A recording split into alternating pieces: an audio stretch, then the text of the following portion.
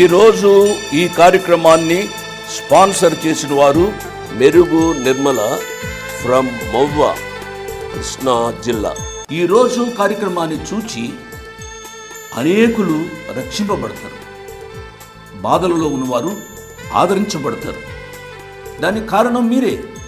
కాబట్టి ప్రభు మిమ్మలను నిండారుగా దీవించును కాక. Praise the Lord. దేవుని నామానికి స్తోత్రం. తమ్ముడు, చెల్లెమ్మ ఎలా ఉన్నారు? బాగున్నారా? ఏం బాగున్నామన్నయ్య? ఎప్పుడు తల్లిదండ్రులు పోట్లాడుతూనే ఉంటారు. వారి మధ్య ప్రేమ లేకుండా, వారికి జీవితాల్లో ఒకరిపై ఒకరున్న కోపము మా మీద తీసుకుంటూ జీవిస్తున్నారు. మా జీవితాల్లో సమాధానము లేకుండానే పోయిందన్నయ్య అని చెప్పుకుంటూ బాధపడుతున్నారా? అక్కయ్య, అన్నయ్య, మీ జీవితాలు ఎలా ఉన్నాయి? భార్య భర్తలుగా మీరు ఎలా జీవిస్తున్నారు? మీ జీవితాల్లో ఎప్పుడు భేదాభిప్రాయాలైనా, ఎప్పుడు పోట్లాటనైనా? నూతనంగా వివాహము చేసుకున్న వారు ఎందుకు భేదాభిప్రాయాలు, పోట్లాటాలని చెప్పి విడిపోయి జీవిస్తున్నారా? అంకుల్, ఆంటీ, తల్లిదండ్రులుగా మీరు ఎలా జీవిస్తున్నారు? ఆంటీని ప్రేమిస్తున్నారా? అంకుల్ని మీరు ప్రేమిస్తున్నారా? లేకపోతే పిల్లల కోసం మీరిద్దరూ ఐక్యంగా ఉన్నట్టు నటిస్తున్నారా? మీరు ఐక్యంగా లేకుండా ఉండడం వల్ల మీ కుటుంబాలలో సమాధానాన్ని మీరు కోల్పోయారా? ఇలాంటి పరిస్థితుల్లో ఎంతో నిరాశలో మేము జీవిస్తున్నాం తమ్ముడు, బ్రదర్ అని చెప్పుకుంటూ బాధపడుకుంటూ, ఈ బాధ కూడా ఎవరికి చెప్పాలో మాకు తెలియట్లేదు అని చెప్పి, కొంచెమైనా సమాధానం మా జీవితాల్లో రావాలి అని చెప్పి ఈ సమాధాన సమయం అనే కార్యక్రమాన్ని మీరు చూస్తున్నారా? మీ బాధ వినడానికి, మీ ప్రార్థనని బలపరచడానికి యేసు అనుచరుల ప్రార్థనా బృందం ఎల్లప్పుడూ మీతోని ఉందని మీరు మరవకండి.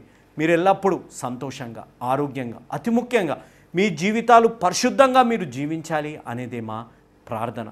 ఈరోజు పునరుద్ధాన దినం, పరిశుద్ధ దినం. మీ సంఘాలకి మీరు వెళ్ళారా? లేకపోతే తల్లిదండ్రులు ఐక్యంగా లేరు, వారు పోట్లాటలు ఉన్నాయి, లేకపోతే పిల్లలు ఐక్యంగా లేరు, కోడలు అల్లుళ్ళు సరిగ్గా ఉండట్లేదు అని చెప్పి సంఘానికి కూడా వెళ్ళకుండా మానివేశారు. మన జీవితాలు ఒక్కటి గుర్తుపెట్టుకోవాలి. మన పిల్లలకి గొప్ప బహుమతి ఒక తల్లిదండ్రులుగా ఇచ్చేది ఏంటిదో తెలుసా? తల్లిదండ్రులు ప్రేమగా ఉండడమే. The best gift A parent can give their children is love among themselves. అవును, తల్లిదండ్రులు ప్రేమగా ఉండి ఐక్యంగా ఉంటే పిల్లలు క్రమశిక్షణలో పెరుగుతారు. పిల్లల మధ్య కూడా ప్రేమ, ఐక్యత, శాంతి, సమాధానం అనేది వారి జీవితాల్లో కూడా వస్తుంది. కాబట్టి పిల్లలు తల్లిదండ్రులు చెప్పేదాని నుంచి కాదు, వారు చేసేదాని నుంచి నేర్చుకుంటారు అనేది ఎల్లప్పుడూ మనము గుర్తుపెట్టుకోవాలి. వాక్యంలోకి వెళ్ళే ముందు ఒక పాటను విందాం. మేము చిన్న పిల్లలం, మేము చిన్న పిల్లలం, యేసురాజు బిడ్డలం, యేసురాజు బిడ్డలం, సువార్త సేవలో పాలివారం, పాలివారం. మేము చిన్న పిల్లలం, మేము చిన్న పిల్లలం, క్రీస్తు రాజ్య యోధులం, క్రీస్తు రాజ్య యోధులం, లోకయాత్రకు బాటసారులం, బాటసారులం. ముందుగా నడిచెదం, నడుము కట్టి సాగెదం, యేసు వార్త చాటి చెప్పెదం. ముందుగా నడిచెదం, నడుము కట్టి సాగెదం, యేసు వార్త చాటి చెప్పెదం. ఓ మేము చిన్న పిల్లలం, మేము చిన్న పిల్లలం, యేసురాజు బిడ్డలం, యేసురాజు బిడ్డలం, సువార్త సేవలో పాలివారం, పాలివారం. మేము చిన్న పిల్లలం, మేము చిన్న పిల్లలం, క్రీస్తు రాజ్య యోధులం, క్రీస్తు రాజ్య యోధులం, లోకయాత్రకు బాటసారు. పాట విన్నారు కదా? ప్రార్థన చేసుకుందాం. వీలైన వారందరూ, అతి ముఖ్యంగా యవనస్తులు, నాతో పాటు ఈ ప్రార్థనలో మోకరించి ఏకీభవించాలి అనేది నా మనవి. ఎందుకు బ్రదర్ ఈ ప్రార్థన అవసరాల కొరకు ఇంత ప్రాముఖ్యంగా ప్రార్థిస్తున్నారని మీలో చాలామంది ప్రశ్నిస్తుండొచ్చు. కానీ ఈ ప్రార్థన అవసరతలు మేము చదవడంలో ప్రాముఖ్యమైన కారణం, మన జీవితాల్లో ప్రతి కష్టానికి, ప్రతి బాధకి దేవుని యందు విశ్వాసము కంటే మానవుల ప్రార్థనల మీద ఎక్కువగా ఆధారపడి జీవిస్తున్నారు. స్వస్థతలు, అద్భుతాలు కేవలం ఒక ప్రార్థనలోనే జరిగిపోవాలని అపోహలో జీవించుకుంటూ వాటి కొరకు ప్రాకుల్లాడుకుంటూ జీవిస్తున్నారు. ఒక యవనస్తుడిగా దేవుడు నాకు బయలుపరిచింది, మన జీవితాల్లో స్వస్థతలు, అద్భుతాలు, ఆశీర్వాదాల కంటే ముఖ్యము విశ్వాస జీవితము అనేది తెలియజేయడం కోసమే. ఏ అద్భుతాలు, ఏ స్వస్థతల కోసమైతే మనం ప్రాకుల్లాడుతున్నామో ఆ అద్భుతాలు స్వస్థతలు చేసే ఆయుధం మన చేతుల్లోనే ఉంది. విశ్వాసంగా పరిశుద్ధంగా జీవిస్తాం, విశ్వాసంతో పరిశుద్ధంగా కూడిన ప్రార్థన చేస్తే ఆ అద్భుతాలు మనమే చేసుకోగలుగుతాం అనేది తెలియజేయడం కోసమే ఈ ప్రార్థన అవసరతలు ప్రాముఖ్యంగా చదువుతున్నాం. కాబట్టి మీరు మాతో ఏకీభవించడం ద్వారా వారి జీవితాల అద్భుతాలు, స్వస్థతలు, అతి ముఖ్యంగా వారి విశ్వాసం బలపడటంలో మీరు కూడా పాత్రదారులే అనేది మరవకండి. ప్రేమలు మా తండ్రి, పరిశుద్ధమైన మా ప్రభువా, ఈ కొద్దిపాటి సమయాన్ని మాకు ఇచ్చినందుకు మీకు ఎంతో వందనాలు, కృతజ్ఞతలు చెల్లించుకుంటున్నాం. పునరుద్ధాన దినం, పరిశుద్ధ దినంలో మీ యందు మోకరించి విజ్ఞాపన చేస్తుండగా ప్రభువా, ఏ ప్రార్థన అవసరతల కొరకైతే మేము ప్రార్థిస్తున్నామో ప్రభువా, వారు మా మీద నమ్మకం ఉంచి, అతి ముఖ్యంగా లోక రక్షకుడు, ధవలవర్ణుడు, కృపామయుడైన దేవుడి మీద నమ్మకం ఉంచి పంపించారు. ప్రభువా, యేసు అనుచరులుగా అనబడుతున్నప్పుడు ప్రభువా, మా మీద ఉన్న బాధ్యతలు ప్రాముఖ్యంగా వారి కొరకే మేము ప్రార్థిస్తున్నాం. ప్రభువా, వారి జీవితాల్లో కుటుంబంగా, వైవాహికంగా, ఆర్థికంగా, అనారోగ్యపరంగా ఎన్నో సమస్యలు ఎదుర్కొంటున్నారు. ప్రభువా, వారి జీవితాల్లో కష్టాల్ని, బాధల్ని తొలగించండి. అతి ముఖ్యంగా వారి జీవితాల్లో విశ్వాసాన్ని, ధైర్యాన్ని మీరు నింపమని మేము వేడుకుంటున్నాం. అసాధ్యాన్ని సాధ్యపరిచే దేవుడైన యెహోవా మన మధ్య ఉన్నాడు. సైన్యములకు అధిపతి అయిన యెహోవా ఈరోజు మన కష్టాన్ని తొలగిస్తాడనే నమ్మకము వారి జీవితాల్లో దయచేయమని వేడుకుంటున్నాం. ఈ ప్రార్థన అవసరతలు పంపించిన ప్రతి బిడ్డని పేరు పేరున జ్ఞాపకము చేసుకుంటున్నాం. ఈ టీవీ ప్రోగ్రాం చూస్తున్న ప్రతి బిడ్డ జీవితంలో కూడా ఎలాంటి కష్టము, ఒంటరితనము, బాధలున్నా ప్రభువా మీరు తొలగించి వారి విశ్వాసాన్ని బలపరిచి వారి జీవితాల్లో ధైర్యము తెమ్మని వేడుకుంటున్నాం. ఈ ప్రార్థన అవసరతల్లో ప్రాముఖ్యంగా ప్రభువా, అరుణ మోకాళ్ల నొప్పులతోని, జాన్ పాల్ జ్వరముతోని, సంతా ప్రసాద్ కిడ్నీ వ్యాధితోని, విజయ్కి పచ్చ కామర్లతోని బాధపడుతున్నారు. శ్యామ్ రావు ప్రభువా కిందపడి భుజం ఎముక ప్రాబ్లముతోని, మాధురి ఫిట్స్ వ్యాధితోని, ఆశారాణి 2 సార్లు గర్భం పోయింది ప్రభువా సంతానం కొరకు, నిర్మలాదేవి షుగర్, బీపీ, శరీర బలహీనతలతోని బాధపడుతున్నారు. వారిని మీరు ముట్టండి, స్వస్థపరచండి, బలము, శక్తి దయచేయండి. సంతానము లేని వారికి సంతానము దయచేయమని మేము వేడుకుంటున్నాం. ప్రభువా, ఈ మానవుడిని, లోకాన్ని సృష్టించిన దేవుడు ప్రభువా, మీరుకి అసాధ్యమైనది ఏది లేదని విశ్వసిస్తూ మీ అందు విజ్ఞాపన చేస్తున్నాం. ప్రభువా, ఈరోజు ఈ టీవీ ప్రోగ్రామ్ని స్పాన్సర్ చేసిన మెరుగు నిర్మల మొవ్వ గారు, వారిని, వారి కుటుంబాన్ని నిండుగా దీవించి ఆశీర్వదించమని వేడుకుంటున్నాం. వారొక్కరు ఈ ప్రోగ్రాంకి స్పాన్సర్ చేయడం ద్వారా కోట్లాది ప్రజలు ఈ వాక్యాన్ని విని ప్రభువా రక్షణ పొందే అవకాశాన్ని దయచేసినందుకు మీకు ఎంతో వందనాలు. ఈ టీవీ ప్రోగ్రాం చూస్తున్న ప్రతి బిడ్డని, ఈ ప్రార్థనలో ఏకీభవించిన ప్రతి బిడ్డని మీరు పేరు పేరున దీవించి ఆశీర్వదించమని వేడుకుంటూ యేసుక్రీస్తు అతి పరిశుద్ధమైన నామం అడిగి వేడుకున్నాం తండ్రి, ఆమేన్. ప్రార్థనలో నాతో పాటు ఆమేన్ చెప్పిన ప్రతి బిడ్డని దేవుడు నిండారుగా దీవించునుగాక. నా వాక్యాంశం the life of a child, ఒక బాలుడి యొక్క జీవితం. దీని ఒక వాక్యం ద్వారా బలపరుస్తామా? ఈ అంశాన్ని వివరించే ముందు ఒక వీడియోని మనం చూద్దామా? ఇక్కడ చూస్తున్న దృశ్యం ఒక యవనస్తుడు ఎంతో మంచిగా శ్రద్ధగా క్లాస్లో లెసన్ వింటున్నాడు.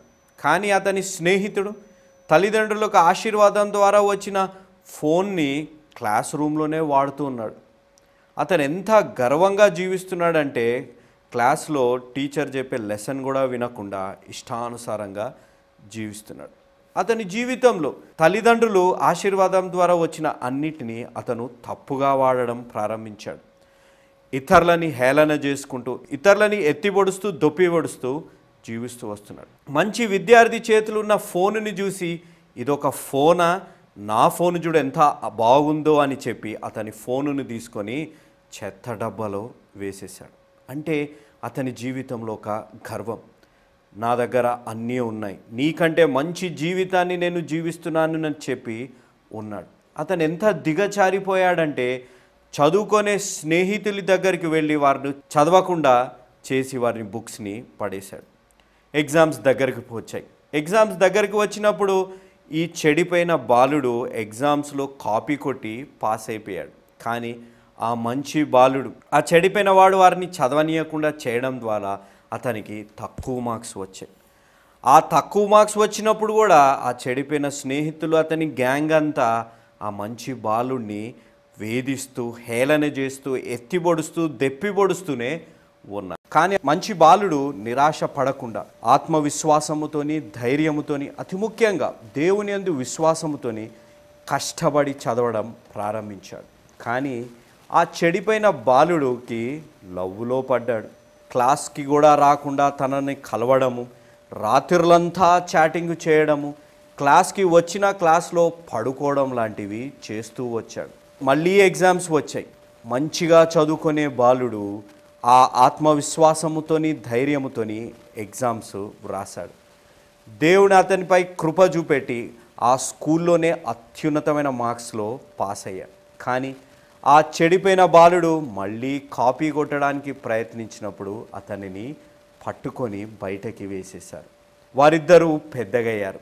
పెద్దగయ్యాక ఆ మంచి బాలుడు ఆత్మవిశ్వాసంతోని ధైర్యంతోని నిరాశపడకుండా ముందుకు కొనసాగిన వాడు ఆ స్కూల్కి ప్రిన్సిపల్ అయ్యాడు. కానీ ఏ తల్లిదండ్రుల యొక్క ఆశీర్వాదం ద్వారా ఒక మంచి జీవితాన్ని జీవిస్తున్న ఆ చెడిపోయిన బాలుడు ఆ స్కూల్కి ప్యూన్ అయ్యాడు. గర్వము అతని నాశనానికి దారితీసింది. మన జీవితాల్లో కూడా మన కష్టాలు, మన సమస్యలు మనల్ని నిరాశపరుస్తుండొచ్చు. మన సొంత వాళ్ళే మనల్ని దెప్పిపరుస్తుండొచ్చు, మనపై అనుమానము చూపెడుతుండొచ్చు.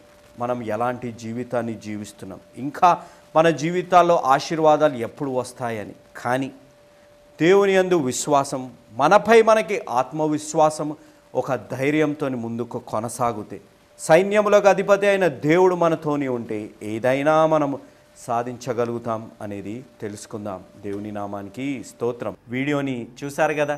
ఈ వీడియోలో ఒక మంచి బాలుడు ఎంతో కాన్సన్ట్రేషన్తో చదువుతున్నాడు. కానీ అతని తోటి విద్యార్థి, అతని స్నేహితుడు ఒక పాపపు జీవితాన్ని జీవిస్తున్నాడు. తల్లిదండ్రుల ఆశీర్వాదాల ద్వారా వచ్చిన జీవిత విధానాన్ని అతను చెడుగా వాడుకుంటున్నాడు. ఇష్టానుసారమైన జీవితాన్ని జీవిస్తున్నాడు. ఇతరులని చిన్న చూపు చేసేటట్టు, ఇతరులని హేళన చేసుకుంటూ, వారిని ఎత్తిపొడుచుకుంటూ, దెప్పిపొడుచుకుంటూ జీవిస్తూ వస్తున్నాడు. అతని జీవితంలో ఒకానొక సమయం వచ్చింది. అతను ప్రేమ అనే వలలో పడిపోయి ఉన్నాడు. ఆ చిన్న బాలుడు ప్రేమ అని చెప్పుకుంటూ చదువుని నెగ్లెక్ట్ చేస్తాం ప్రారంభించాడు. రాత్రులంతా ఫోన్స్ మీద చాటింగ్ చేసుకుంటూ తనతో మాట్లాడుకుంటూ ఉన్నాడు. ఎగ్జామ్స్ వచ్చాయి. ఎగ్జామ్స్ దగ్గర ఏం రాయాలి? చాటింగ్లో రాసిందైతే రాయలేడు కదా. ఆ ఎగ్జామ్స్లో నిద్రపోతూ ఉన్నాడు. ఏ బాలుడినైతే హేళన చేశాడో, ఏ బాలుడైతే తక్కువ మార్క్స్ వచ్చి బాధపడి మళ్ళీ బలాన్ని సమకూర్చుకొని, ఆత్మవిశ్వాసాన్ని సమకూర్చుకొని దేవుడి యందు విశ్వాసంగా ఉన్నాడో, ఆ బాలుడు మంచి మార్క్స్తోని పాస్ అయ్యాడు. ఏ చెడు వ్యసనాలకు అలవాటే జీవిస్తున్న బాలుడు స్కూల్ నుంచి తీసేయబడ్డారు. వాళ్ళిద్దరూ పెద్దగయ్యారు. పెద్దగయ్యాక మంచిగా చదువుకున్న బాలుడు, దేవుని యందు విశ్వాసంగా ఉన్నవాడు, ధైర్యంతోని జీవించినవాడు ఆ స్కూల్కి ప్రిన్సిపల్ అయ్యాడు. తర్వాత ఆ చెడిపై లోకానుసారంగా జీవిస్తూ గర్వంతో జీవిస్తున్న బాలుడు ఆ స్కూల్కి ప్యూన్ అయ్యాడు. అంటే మన జీవితాల్లో గమనించాలి, ఒక బాలుడికి, ఒక యవనస్తుడికి, ప్రతి మానవుడికి కావాల్సింది విశ్వాసం. దేవుని యందు, తర్వాత మనపై మనకి ఆత్మవిశ్వాసం మనం కలిగి ఉండాలి. ఒక ధైర్యంతో మనము అడుగులు ముందుకు వేస్తూ ఉండాలి. ఎందుకంటే మన దేవుడు మనతోని ఉన్నాడు. అలాంటి జీవితాన్ని మనము జీవించాలి. కానీ ఈ రోజుల్లో యవనస్తులు ఎలా జీవిస్తున్నారు? ఈ వీడియోలో చూసినట్టు ప్రతి యవనస్తుడు జీవిస్తున్నారు. ప్రతి తల్లిదండ్రులకు ఉండే కంప్లైంట్, బాబు ఎప్పుడు నా కుమారుడు, నా కుమార్తె ఫోన్ మీదనే ఉంటారు, మాకే సహాయము చేయరు. రాత్రులంతా వారు ఫోన్ మీదనే ఉంటూ ఉంటారు. సరిగ్గా నిద్ర కూడా పోరు. వారి జీవితాల్లో ఏమి చేస్తున్నారు? తల్లిదండ్రులు చూడట్లేదు అనుకొని మనం అనుకోవచ్చు, దేవుడు చూడట్లేదని పెద్దవారు అనుకోవచ్చు. కానీ దేవుడు చూస్తున్నాడు అనే భయము మన జీవితాల్లో ఉండాలి. మన జీవితాల్లో చాలామందిని నేను ఈ రోజుల్లో గమనిస్తే, ఎప్పుడైనా ఏదైనా నిరాశ కలిగిన, ఏదైనా సబ్జెక్ట్స్లో ఫెయిల్ అయినా, ఇక నేను చదవలేను, ఇక నా జీవితం ఇంతే అని చెప్పుకుంటూ నిరాశ పడిపోతుంటారు. అతి ముఖ్యంగా క్రైస్తవుల్లో నేను గమనిస్తాను, ఒక సాధారణమైన జీవితానికి వారు అడ్జస్ట్ అయిపోయి జీవిస్తుంటారు. ఇంకా నేను చదవలేను, ఈ శోధనలో నేను జీవించలేను, ఇంకా నా జీవితం ఇంతే అని చెప్పి వ్యసనాలకు అలవాటైన వారు, లోకానుసారమైన జీవితానికి అలవాటైన వారు చదువుని కూడా మానేస్తారు. ఏదైనా ఉద్యోగం చేయండి అంటే, నా చదువుకు తగ్గట్టు ఉద్యోగం రాదు కాబట్టి నేను ఇలానే జీవిస్తానని చెప్పి జీవిస్తుంటారు. కానీ దేవుడు మనకి అలాంటి జీవితాన్ని ఇవ్వలేదు. దేవుడు మనల్ని ఒక యూజ్లెస్ క్రీచర్గా మనల్ని దేవుడు చేయలేదు. దేవుడు మనల్ని ఒక ఆయన రూపంలో మనల్ని చేశారు. కాబట్టి మనం సాధారణమైన జీవితానికి సృష్టింపబడలేదు, ఆశీర్వదింపబడే జీవితానికి సృష్టింపబడ్డాం. దేవునికి మహిమ తెచ్చే విధంగా జీవించాలనే దానికోసమే మనము సృష్టింపబడ్డాం. కానీ ఎందుకు పిల్లలు చిన్ననాటి నుండే ఒక నిరాశ, నిస్పృహలో, ఒక ఒంటరితనంలో, ఆత్మవిశ్వాసాన్ని కోల్పోయి జీవిస్తుంటారు అనేది గమనించాలి. అందుకే ఒక మాట రాయబడ్డది, failure is the stepping stone for success.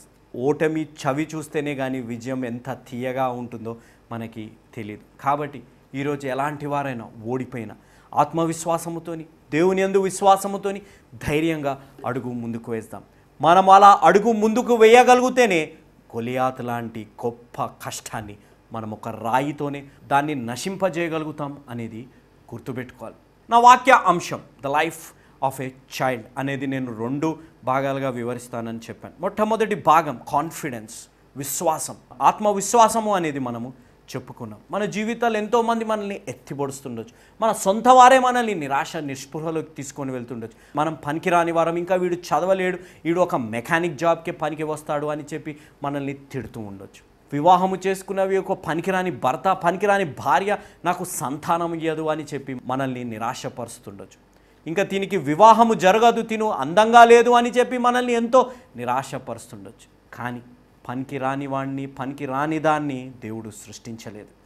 ఆయన రూపంలో ఉన్న వారిని దేవుడు సృష్టించారు. కాబట్టి మనం నిరాశ పడకూడదు, నిస్పృహలోకి వెళ్ళొద్దు.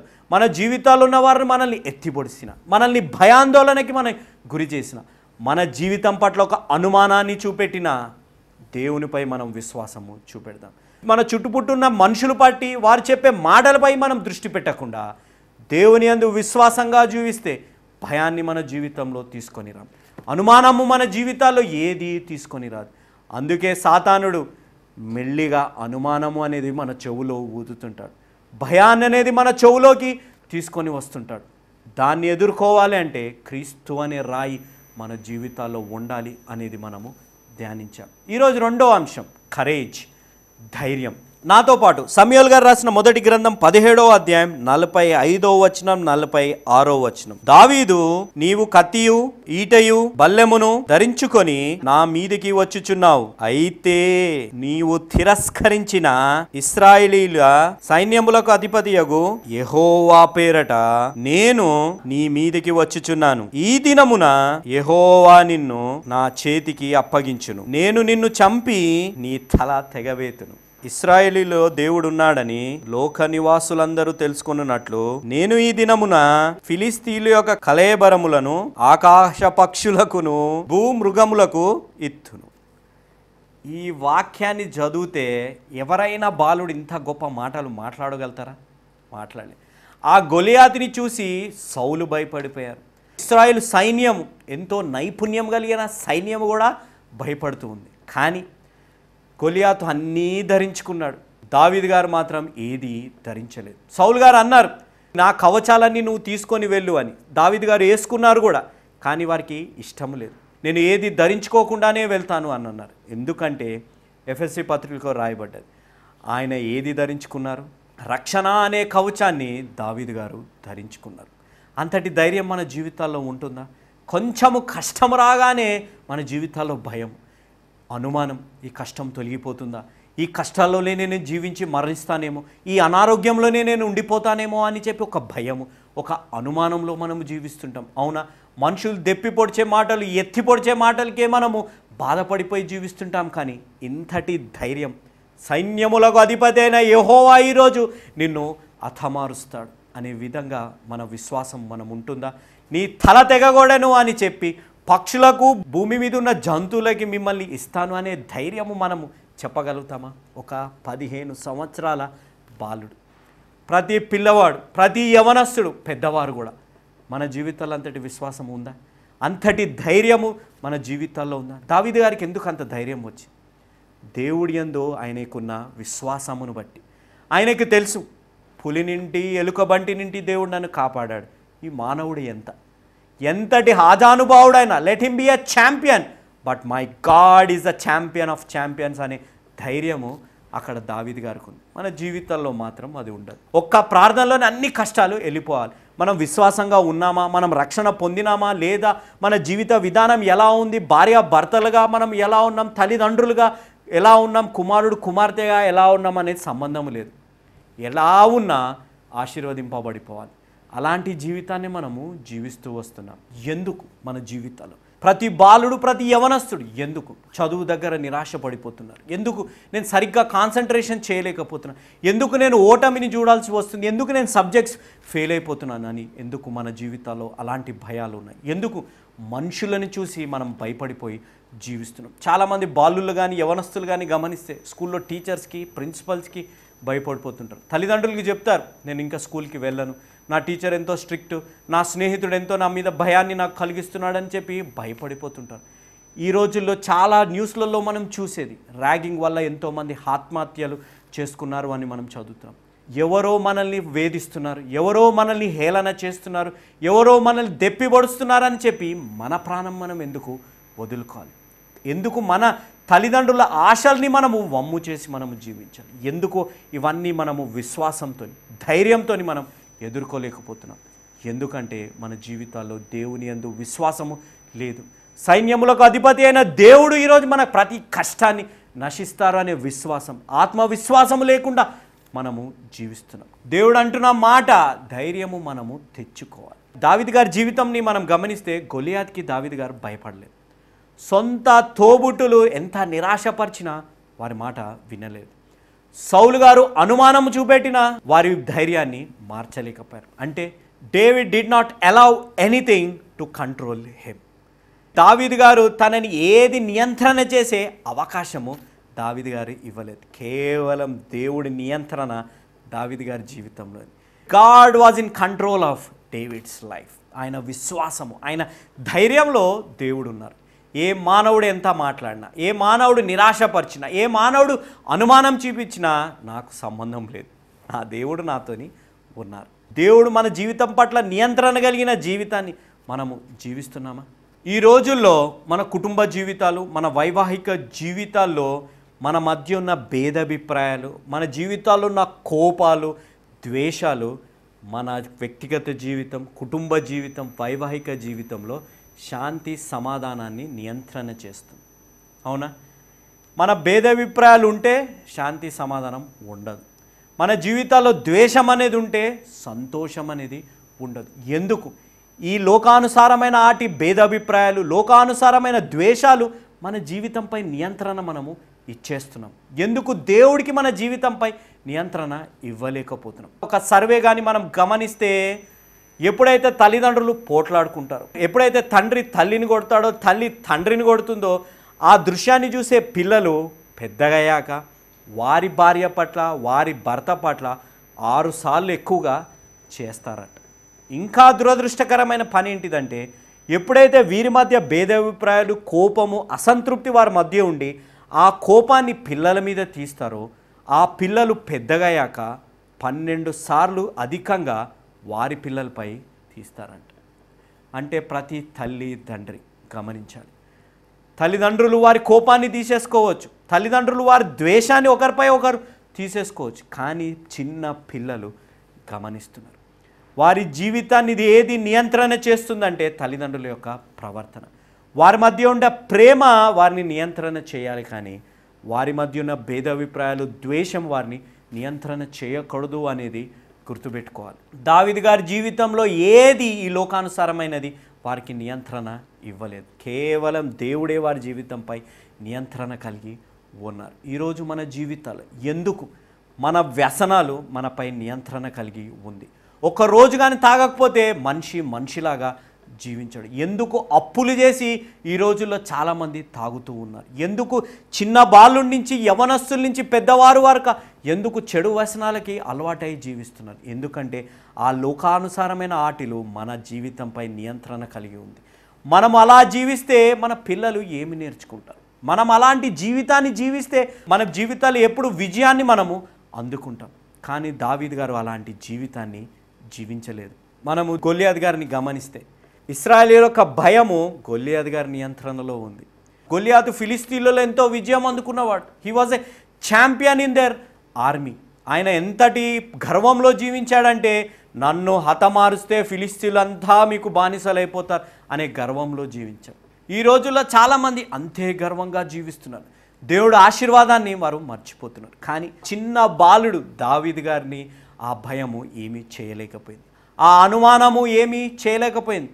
ఆయన ఫిలిస్తీన్లకి ఛాంపియన్ ఏమో, కానీ నా దేవుడు ఛాంపియన్లకి ఛాంపియన్, రాజులకు రాజు, ప్రభులకు ప్రభు, నా దేవుడు నాతోనే ఉన్నాడు అనే ధైర్యంతో ముందుకు వెళ్ళాడు. నాతో పాటు సమూయేలు గారు రాసిన మొదటి గ్రంథం 17వ అధ్యాయం 46వ వచనం. ఈ దినమున యెహోవా నిన్ను నా చేతికి అప్పగించెను, నేను నిన్ను చంపి నీ తల తెగవేతును. అంటే ఒక గొర్రెల కాపరి, గొర్రెల్ని కాపాడే వ్యక్తి, సైన్యంలో నైపుణ్యం లేని వ్యక్తి ఏమంటున్నాడు? నీ తల తెగవేతును. పుండు మీద కారం లాంటిది ఏంటిదంటే ఒక రాయితోనే హతమార్చడమే కాదు, గొలియాతు ఒక సొంత కత్తితోని, ఏ కత్తితోనైతే విజయాన్ని అందుకొని గర్వపడి ఇష్టానుసారమైన మాటలు మాట్లాడాడో ఆయన సొంత కత్తితోనే దావీదు గారు ఆయన తలని తెగగొట్టారు.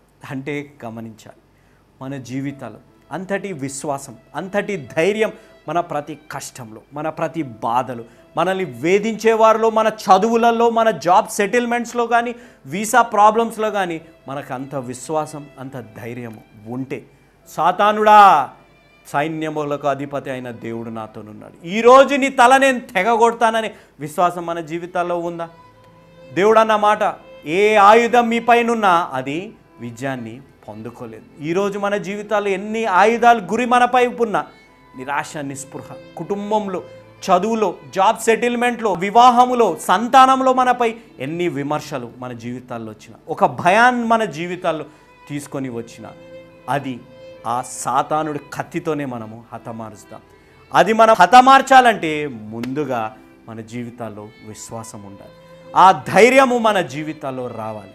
ఆ విశ్వాసము, ఆ ధైర్యం ఉంటే మన కష్టాలు ఎంతటి ఛాంపియన్గా ఉన్నా, మన జీవితాల్లో ఎంతటి పతాక స్థాయిలో మన కష్టాలున్నా, కేవలం క్రీస్తు అనే ఒక రాయితోని దాన్ని మనము హతమార్చగలుగుతాం. కాబట్టి ఈరోజు మన జీవితంలో ఈ కష్టాలు, ఈ బాధలు, ఈ సమస్యలు, ఈ భయము, ఈ అనుమానం మన జీవితంపై నియంత్రణ ఉంటే, అతి ముఖ్యంగా సాతానుడు మన జీవిత వ్యసనాల ద్వారా మన జీవితంపై నియంత్రణ కలిగి ఉంటే, ఈరోజు లేదు బ్రదర్ ఇవన్నీ తొలగించుకోవాలని నేను అనుకుంటున్నాను, దేవుడికే నా జీవితంపై నియంత్రణ ఉండాలి అనే ఆలోచన మన జీవితాల్లో ఉంటే, ఇదే అనుకూల సమయం, ఇదే రక్షణ దినం. మన పాపాలని మనం ఒప్పుకుందాం, దేవుడిని మన సొంత రక్షకునిగా అంగీకరిస్తాం. ఒక చిన్న బాలుడు, అనుమానం చూపెట్టిన వారు, నిరాశ నిస్పృహలోకి తీసుకెళ్ళిన వారు, ఒకే ఒక రాయితోని గొలియాతు లాంటి ఆజానబావుడు, ఫిలిస్తీయులు గర్వపడే ఛాంపియన్ అయిన గొలియాతుని హతమార్చి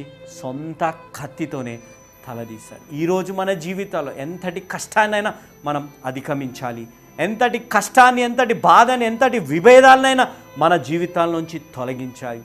కేవలం ప్రేమతోని మన జీవితం నిండి ఉండాలి అంటే ఒక యేసు అనుచరుడుగా మారాలి. ఎందుకనగా యేసు మార్చేది జీవితాలు, మతాలు కాదు అనేది మరవకండి. గత వారమంతా మన జీవిత విధానం, కుటుంబంగా, వైవాహికంగా మన ప్రవర్తన బట్టి దేవుణ్ణి తిరస్కరిస్తున్న వారి కొరకే ప్రత్యేకంగా ప్రార్థించాం. దేవుడు మా ప్రార్థనను ఆలకించి ఎంతోమంది జీవితాల్లో దేవుడు ఒక మార్పు తీసుకొని వచ్చినందుకు దేవుడికి ఎంతో వందనాలు, కృతజ్ఞతలు చెల్లించుకుంటున్నాం. వచ్చే వారమంతా మన జీవితాల్లో ఉన్న పిల్లలు, యవనస్తులు, పెద్దవారైనా నిరాశ నిస్పృహలో జీవిస్తున్నారా? అనుమానాలలో జీవిస్తున్నారా? భయంలో జీవిస్తున్నారు? అతి ముఖ్యంగా సంతానము లేక, వివాహము జరగక బాధపడుతున్న వారి కొరకై ప్రత్యేకంగా ప్రార్థిస్తాం. మీ ప్రార్థన అవసరతలన్నీ ఈ కింద ఉన్న ఫోన్ నెంబర్లకి ఇవ్వమని నా మనవి. యేసు అనుచరులు ఒక మిషనరీ సంస్థ. మేము చేసే మిషనరీ పరిచర్య ఎక్కడైతే వాక్యము అందలేదో అక్కడికి వెళ్ళి దేవుని వాక్యాన్ని అందజేయడం, అడవిలో ఉన్న వారిని కూడా వదలకుండా దేవుని వాక్యాన్ని వారికి తెలియచేయాలి, దేవుని ప్రేమని తెలియచేయాలి అనేదే ఈ సంస్థ యొక్క విజన్. కాబట్టి ఈ యేసు అనుచరుల మినిస్ట్రీని, ఈ మినిస్ట్రీ నిర్వహించు సమాధాన సమయాన్ని మీరు ప్రోత్సహించమని నా మనవి. మీలో చాలామంది ఆశ్చర్యపోతుండే, ఏంటి బ్రదర్ ఈ విధంగా అడుగుతున్నారే అని.